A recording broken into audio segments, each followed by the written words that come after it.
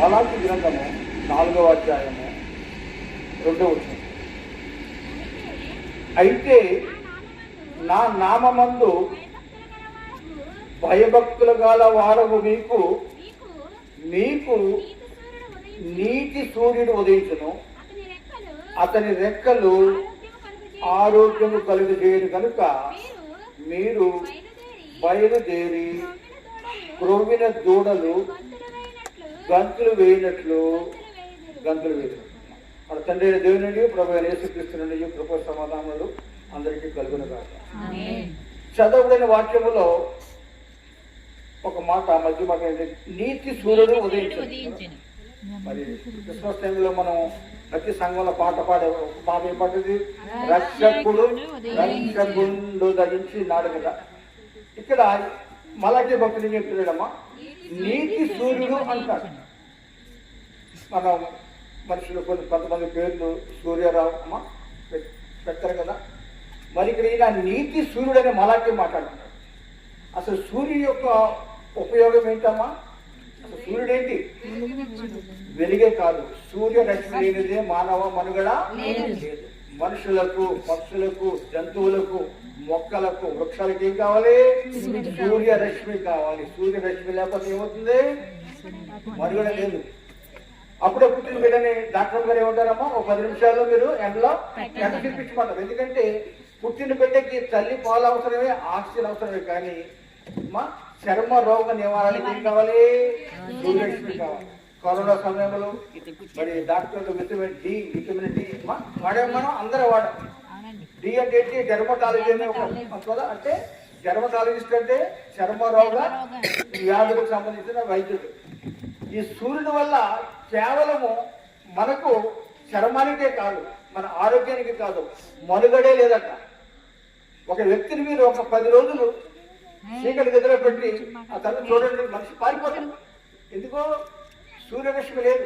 మనకి సూర్యరశ్మి కావాలి, గాలి కావాలి, వెలుగు కావాలి. అందుకే మరి దేవుడు గొప్ప దేవుడు కనుక పగలు అగ్నిస్తంభంగా అయితే సూర్యుడు కావాలి, రాత్రి పగలు రాత్రి అనేది దేవుడు చేసిన క్యాలెండర్. మనకేంటంటే 365 రోజులు గడిస్తే ఒక దినం అనుకుంటాం. కానీ దేవుని దృష్టిలో ఆయన క్యాలెండర్ ఏంటి?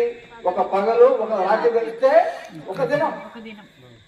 కనుక ఈ మలాకి ద్వారా చెప్పబడుతున్న మాట ఏమంటాడంటే, మీకు యెహోవా యందు భయభక్తులు గల వారికి నీతి సూర్యుడు ఉదయించెను, అతని రెక్కలో ఆరోగ్యం కలుగు చేయను కనుక మీరు క్రొవ్విన దూడలు గతులు వేయనట్లు గతులు వేయండి.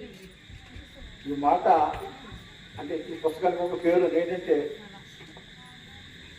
హెచ్చరిక మరియు నిబంధన. దేవుడు మనతో చేసిన ఏదంటే ఆయన ఎప్పుడు కూడా మనల్ని పాడు చేయాలని కానీ నాశనం చేయాలని కానీ ఆయన కోరుకునేవాడు కాదు. మన క్రిస్మస్ సమయంలో మనం చెప్పుకునే ఈ ప్రవచన మాటలన్నీ కూడా ఏంటంటే మన రక్షణ కొరకు. ఆయన ఏమంటాడంటే ఇక్కడ ఎవరైతే ఆయన ఏంటో భయభక్తులు కలిగి ఉంటారో ఆయన రెక్కల మీద ఏమిస్తున్నాడు? ఆశ్రయం ఇస్తున్నాయి, ఆరోగ్యాన్ని ఇస్తున్నాయి. ఆయన రెక్కల కింద లేకపోతే ఏమవుతుందంట?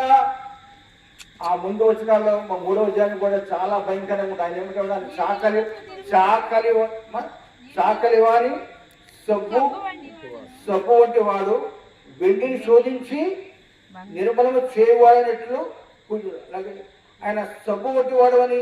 అలాగే ఇంకా పైవచనంలో చూస్తే మనం అగ్ని వంటి వాడని. ఆయన తీర్పు తీర్చేవాడిగా ఉన్నాడు. ఏంటి? తీర్పు తీర్చే దేవుడు, న్యాయాధిపతి అన్నాడు. ఆయన మొదటగా ఆయన ఎలా వచ్చాడట? గొర్రె పిల్లవలే దీనుడై కుగ్రామములు నజరేతులు పేదవారి కుటుంబంలో పుట్టాడు. అది కూడా ఎక్కడ? పశువుల పాకలో పుట్టాడు. 33.5 సంవత్సరాలైనా జీవించాడు. చివరి 3.5 సంవత్సరాలు పరిచర్య చేశాడు, అద్భుత కార్యాలు చేశాడు, ఆశ్చర్య కార్యాలు చేశాడు. ఆయన మరణము కూడా ఆశ్చర్యమే. నిందలు పొందాడు, బాధలు పొందాడు, శిలువ మరణం పొందాడు, సమాధి చేయబడ్డాడు. తర్వాత ఏమో 3వ దినాన తిరిగేశాడు. మనం ప్రతి ఆదివారం మనం చెప్తాం అపోస్తల కార్యములో అపోస్తల విశ్వాస ప్రమాణం ఏమని చెప్తాం? ఆయన సమాధి చేయబడినో తిరిగి లేచినని తిరిగి లేచిన నేను సజీవులకును మృతులకును వరకు దిగినని నేను చనిపోయిన వారిలో నుండి తిరిగి లేచి మూడో దినమున పరలోకమునకు ఎక్కి తండ్రి అయిన దేవుని కుడి మార్గమందు కూర్చుని ఉన్నాడని సజీవులకు మృతులకు తీర్పు చేయుటకు అక్కడి నుంచి వచ్చింది. మనం ఎక్కడ ఉన్నాం ఇప్పుడు ప్రకటన గ్రంథం కావాలి ఉన్నాం. బాధపడకండి.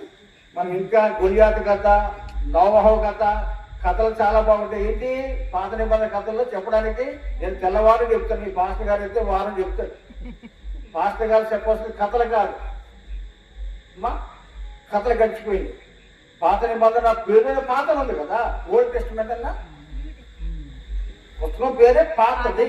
పాత బట్టలు, పాత సామాను కొడుతున్నాడా? అయితే దాన్ని మనం పాడేయమని కాదు. యుగాంతమందున్న మనకు బుద్ధి కలిగొట్టే పాత నిబంధన కొన్ని మాటలు మనం జ్ఞాపకం చేసుకోవాలి. కొరింథీ పత్రిక ఉంది కనుక పాత నిబంధన కథల్లాగా మనం లేవు. చాలా బాగుంటాయి చెప్పడానికి కదమ్మా. గొయ్యాటి కథ మొదలెడితే నోవహు కథ, అలాగే కొత్త నిబంధనలు జక్కయ్య కథ. ఈ కథల టైం అయిపోయింది. మనం ఎక్కడ ఉన్నాం ఇప్పుడు? యుగాంతమందున్న మనకు బుద్ధి కలిగొట్టే ఆయన మాట చెప్పి మనం ఎక్కడ ఉన్నాం? ప్రకటన గ్రంథ కాలంలో ఉన్నాం. యేసయ్య నీ క్రీస్తు నేడు పుట్టినట్టున్నాం. ఆయన ఈరోజు పుట్టాడా? ఆయన జన్మదినం చేసుకోవడం తప్పు కాదు. ఎందుకు చేసుకుంటున్నాం? ఆయన జన్మమే ఒక మహత్యం, ఆశ్చర్యం, ఆశ్చర్యకరుడు, ఆలోచనకర్త, తండ్రి, సమాధానకర్త. మరి ఆ దూత తెలిసిన వార్త ఏముంది? సర్వోన్నతమైన స్థలములలో దేవునికి మహిమయు ఆయనకి ఇష్టమైన మనుషులకు మా భూమి మీద సమాధానం. ఆ ఇష్టమైన మనుషులు ఎవరంట? మనమే. ఆ మనములో కూడా కొంచెం ఉత్తకమకం ఉంది అమ్మా. దృశ్య సంఘము, అదృశ్య సంఘం. నేను మాటలు చెప్తున్నాను, బైబిల్ పెట్టుకున్నాను. నేను క్రైస్తవునా? నేను మీకు భక్తుడిగా కనబడుతున్నానేమో. నేను ఎవరు కనబడాలి?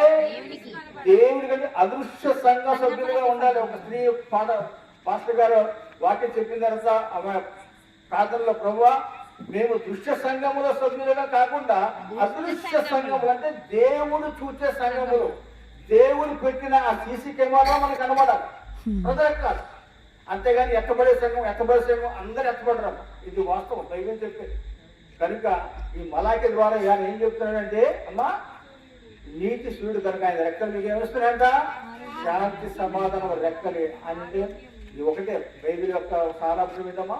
ప్రేమ. దేవుడు ఏమంటున్నాడు? నమ్మి బాప్తిసం పొందండి నాయన, మీరు రక్షింపబడతారు. నమ్మని వానికి అది పెద్దలు అంటూ ఉంటారు, డూ ఆర్ డై. డూ అంటే ఏంటి? చెయ్యి. ఆర్ డై అంటే ఏంటి? చేస్తావా చేస్తావా. డూ ఆర్ డై అంటే నమ్మి బాప్తిసం పొందిన వాడు రక్షింపబడతాడు, నమ్మని వాడు నమ్మితే నమ్ము.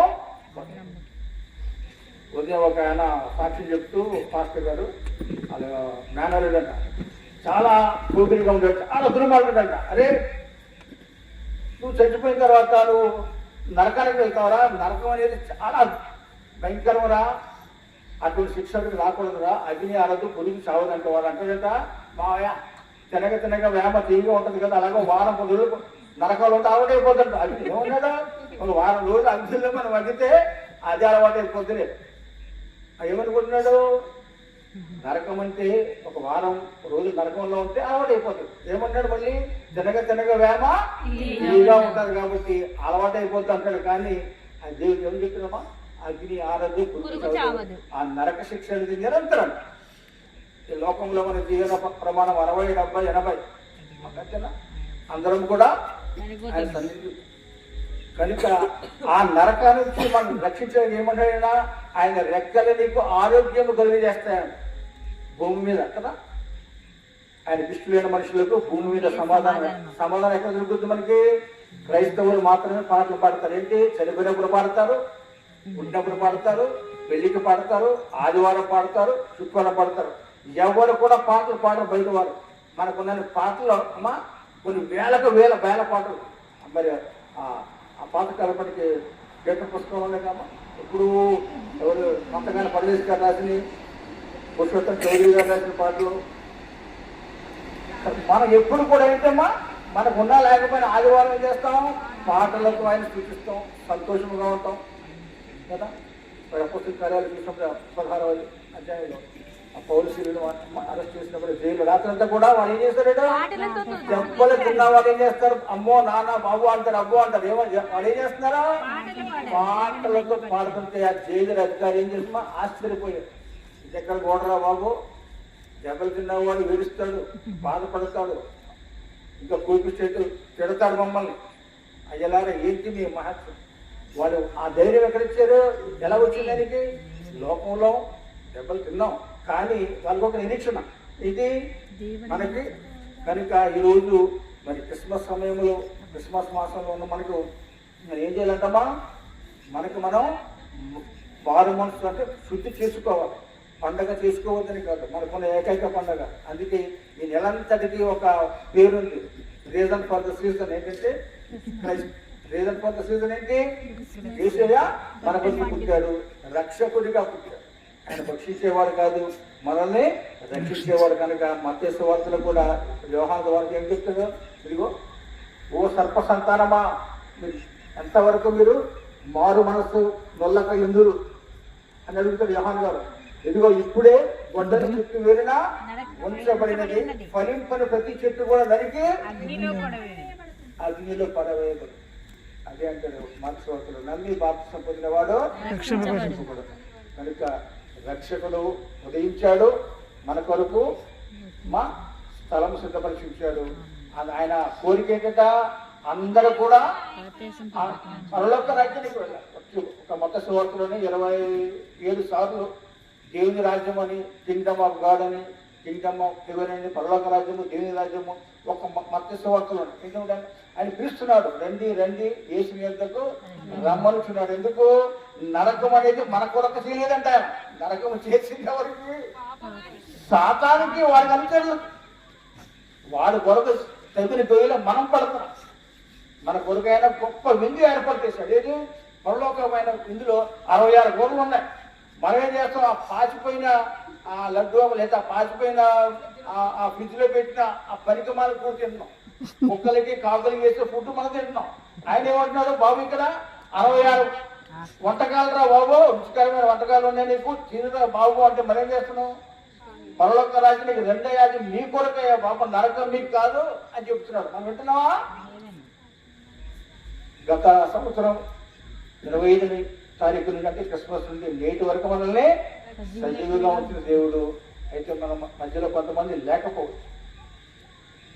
అంటే దేవుడు మనకి ఒక వారం పుట్టినరోజు ఇచ్చాడండి. మన పుట్టినరోజు మార్చి 7 లేదా ఫిబ్రవరి 10 కాదు.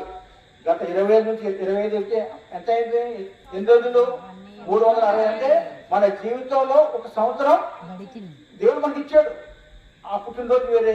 ఈ పండగ సందర్భంగా యేసయ్యని మనం ధ్యానిస్తూ ఏం చేస్తున్నాం? క్రిస్మస్ లో ఆయన పండుగను మనం గణకి తీసుకున్నాం.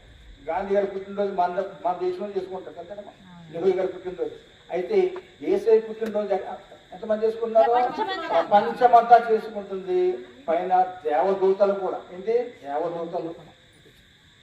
ఆయన అందరి కొరకు వచ్చేది. కేవలం నీ కొరకు నా కొరకు అయితే కేవలం బ్రిటిష్లో ఉన్న ఇస్రాయేల్ జనాంగానికి యూనిట్ కాదు. ఆయన లోక రక్షకునిగా ఆయనకి పేరు ఉంది. అటువంటి దేవుడు కలిగింది. మనం చాలా అదృష్టవంతులం, గొప్పవారు. మరి క్రిస్మస్ మాసంలో మరి కార్యక్రమం మీరు 13వ తారీఖు మరి పాస్టర్ గారు చెప్పినట్టుగా ఇంకా టైం ఉంది.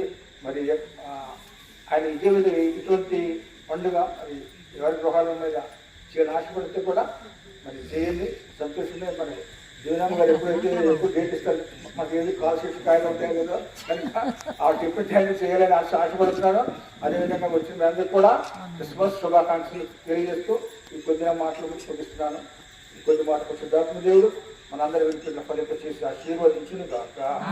సమస్త జ్ఞానములను ఇచ్చిన దేవుని సమాధానం యేసు క్రీస్తు వలన మీ హృదయం ఎక్కువ తలపలకు కావాలని గాక.